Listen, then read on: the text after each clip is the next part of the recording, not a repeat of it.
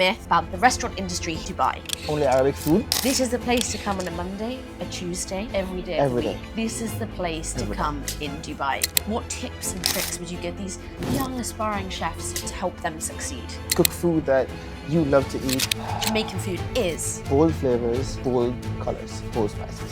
3 reasons why restaurants fail in Dubai.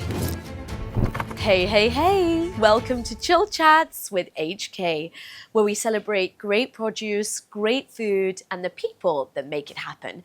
Today, we're here at Miss Lily's, and I'm visiting the fantastic chef, Richie Richards, the face behind this beautiful place. We're here at Miss Lily's on the Sheikh Zayed Road in the Sheraton to check out his fabulous, colourful menu.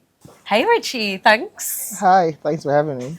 Thanks for having me. Thanks for having us in this amazing restaurant. Of course. The vibes are awesome. I'm kind of like just still taking all the decor in.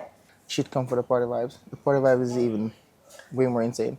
But the food is a top notch. The food is a seller. The food is the real selling point. Yeah. Mondays and Tuesdays, yes.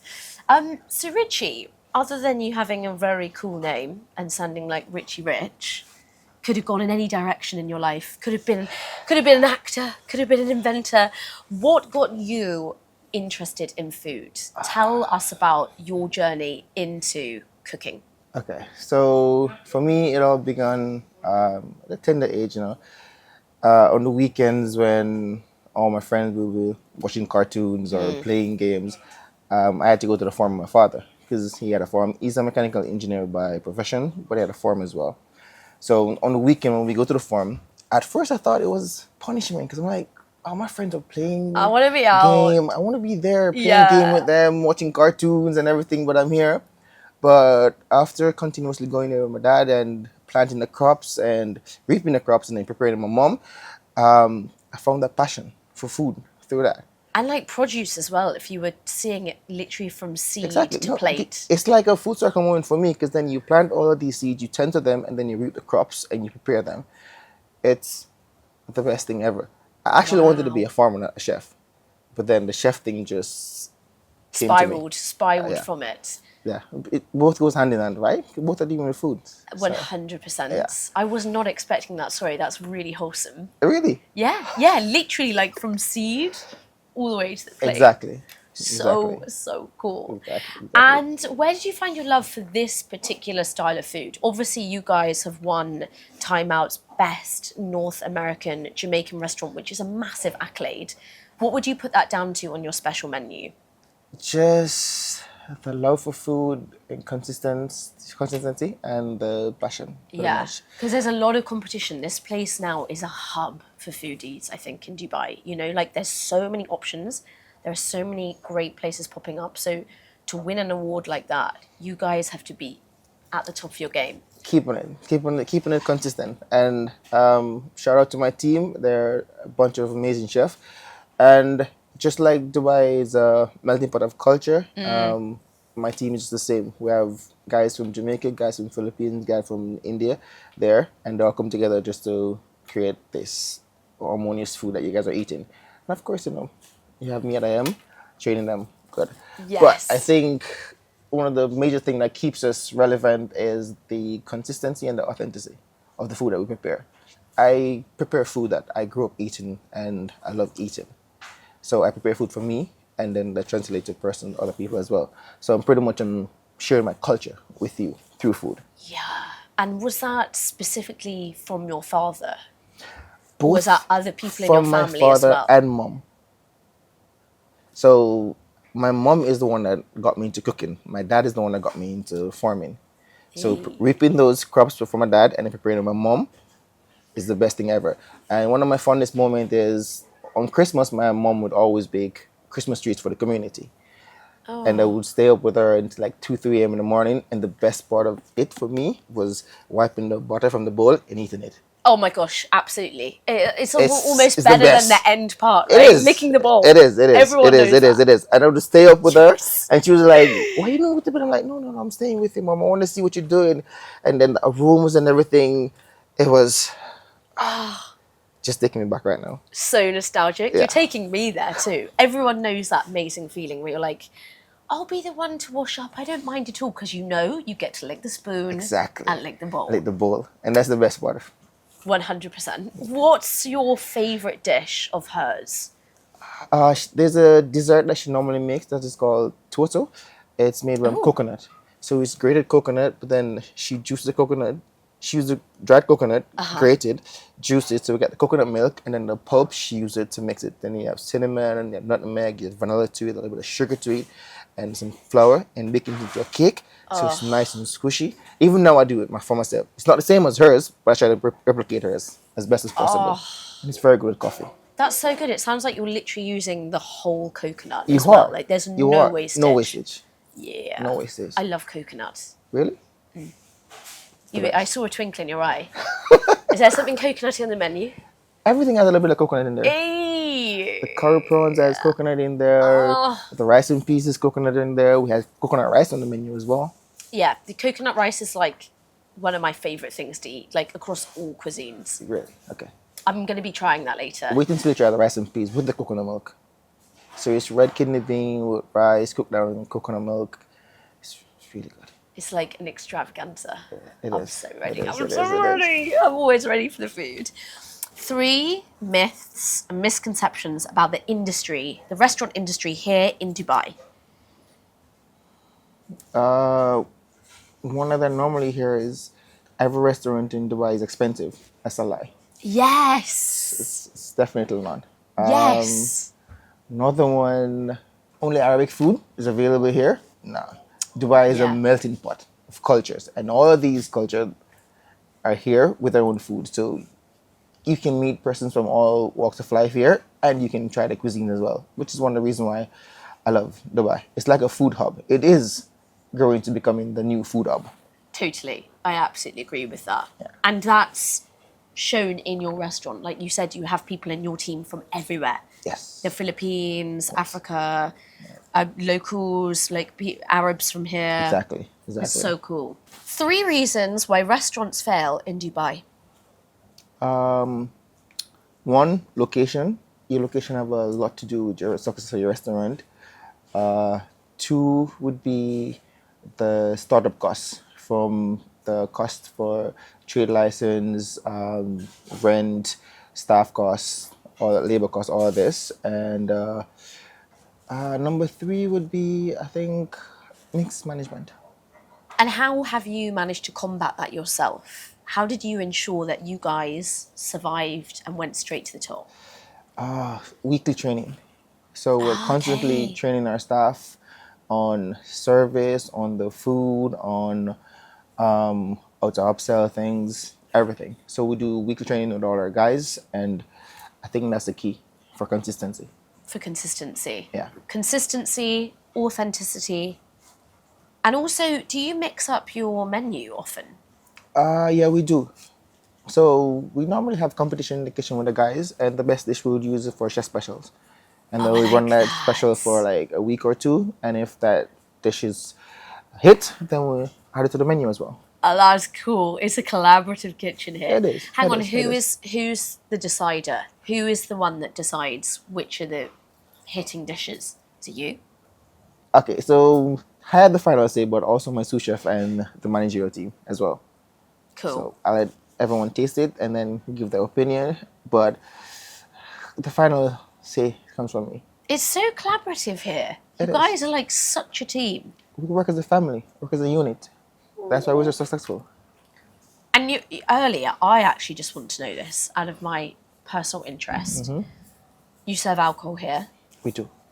What's your go-to drink on this menu? Is there something coconutty? No. See, I keep going back to that coconut. No. What is your No. what's a really good drink I need to try that's specific to Miss Lily's on this menu? Okay, so our bar manager created a cocktail which is called Night Nurse, which Night Nurse. Hey! Oh my God, so It's actually a Jamaican song, right? You know that. It's a good one. Oh, God. It's a good one. It's a good one. It's a good one. It's a good one. Yeah, that's my favorite. But all the rum-based cocktails are really, really good, and you have to try Red Stripe. Okay, Red Stripe. Yeah, Night it's a Nurse. Jamaican beer. Oh, I have not tried that. Oh, yeah, you have to try. I feel like I've got to. Yeah, sure. For those other chefs that are coming in new, they're coming into Dubai brand new. What would you recommend? These young aspiring chefs, what tips and tricks would you give them that you've learned along your way to help them succeed? Do your market research. Try to be as authentic as possible, and just cook food that you love to eat, and that will translate into you getting a lot of customers. Because then, if you are enjoying your food that you're preparing, then your guests are going to enjoy it as well. When you talk about authenticity, do you mean like staying strictly Jamaican, or do you mean strictly like true to yourself? True to yourself. Because my menu is a bit of a fusion. So I fuse Caribbean cuisine with everything else in the world. So it'll be Caribbean Japanese, Caribbean Chinese, Caribbean Arabic, Caribbean Moroccan, just like that. I want So to know what Caribbean Japanese is. It's really good. it's really good. I'm so ready. It's really good. Networking. Network. Networking is the key. I've learned a lot through networking, and I've got a lot of ingredients through networking as well. Because when suppliers are short on ingredients, I can call any one of my chef friends or anyone within the hospitality industry, and I can say, okay, I'm short with this ingredient, and they can put me onto the correct person to get it. So networking is the key. Yeah, and this is actually, in particular, this city is amazing for people. Everyone's always happy to hand out another recommendation, a helping hand. It's a great thing about the city. And as chefs around Dubai, I invite chefs to come in, they have a meal, we discuss it. I'll go to their restaurant as well and have a meal and discuss it. And we give each other our feedback and just how we can improve on That's things. nice. Yeah. Very positive. There's no competition here. It's just good vibes. Nah, Sharing the nah, good nah, vibes. No. Food is love. So you just share love. That's it. Yeah. Food is love. It I is. love that. You guys, I can tell, like, it's vibrant in here. It's fun. It's colourful. It's a vibe. This is the place to come on a Monday, a Tuesday. Apparently, pretty much every day of the Every week. day. This is the place to Every day. come in Dubai for a party, as well as the food, right? Mostly for the food and stay for the vibes. I like to say come for the food, stay for the vibes. I'm an idiot. Tell me exactly what Jamaican food is. Sum it up in a few sentences, a few words. Jamaican food is. Bold flavors, bold colors, bold spices. It's as simple as that. Yeah. And should we play a bit of myth versus facts? Let's do it. Okay. I'm ready. Jamaican food is always blazing hot. Myth or fact? Myth. Myth? Jamaican food is more than just heat. It's flavors that I don't even know how to explain the flavors. The feeling that you get when you're eating Jamaican food is It's like a big warm hug. Comfort food. It's fresh ingredients. It's Like you said it's about just that comfort Scotch food. bonnet, like it's also fruity. It is. It's very fruity, especially the green ones. So the green Scotch bonnet chili, if you remove the stems, remove the seeds, and remove the veins, it's a very fruity aroma. And we normally use this in rice and peas, the green ones, or in soups, because of the aroma that you get from it. And it's not just heat from the green ones. The yellow and the red one is a lot more heat. But the green ones, try it. Trust me. Yeah. Next on our little game, myth versus fact. Jamaican food is fatty, deep fried. Myth. 80% of Jamaican food is either grilled or stewed. Ooh, And then the other 10% is fresh fresh, aromatic. and raw. So definitely a myth. Definitely a myth. Myth Sure. versus fact. Jamaican food is just jerk chicken and patties. Myth. Why person say jerk chicken and patties? Because that's the most known Jamaican dishes. But it's a lot more than that. Our stews like a curry goat or oxtail. Our escovitch fish, which is fresh fish with deep fried and then pickled vegetables on top. Or bami, which is cassava that is grated. Festival, which is a semi-sweet dough. Ackee and saltfish, which is a national dish, which is known worldwide as well, which That's is so salted yummy. cut. So much. I could go on and on about Jamaican food. It can go and go and Yeah. go and go and So go. definitely a myth. Myth versus fact. Jamaican food is just African food with a twist. Myth. It's not. Our food is heavily influenced by African, by Chinese, by the British, and by Yeah. Indians as well. So it's not just African. Our cultures, our food is a melting pot of culture in itself. As our motto states, out of many one people. So all come together just to create our food, which is you put a little bit of Indian in there, put a little bit of African in there, put a little bit of Chinese in there, and then you put our secret ingredient, which is Scotch bonnet and allspice in there. You got Jamaican food right there. Yeah. Your dream Dubai meal. So it can be a starter, main course, and a dessert. Anywhere in Dubai. Okay, for starters, I'm gonna go with Tycoon sushi, just a sushi platter. For starters, Yum. for main, I'm gonna go with Din Tai Fung. I'm gonna go with egg and chicken fried rice and sweet and sour chicken. And dessert, I'm gonna come back home to Miss Lily's for our sweet potato pudding.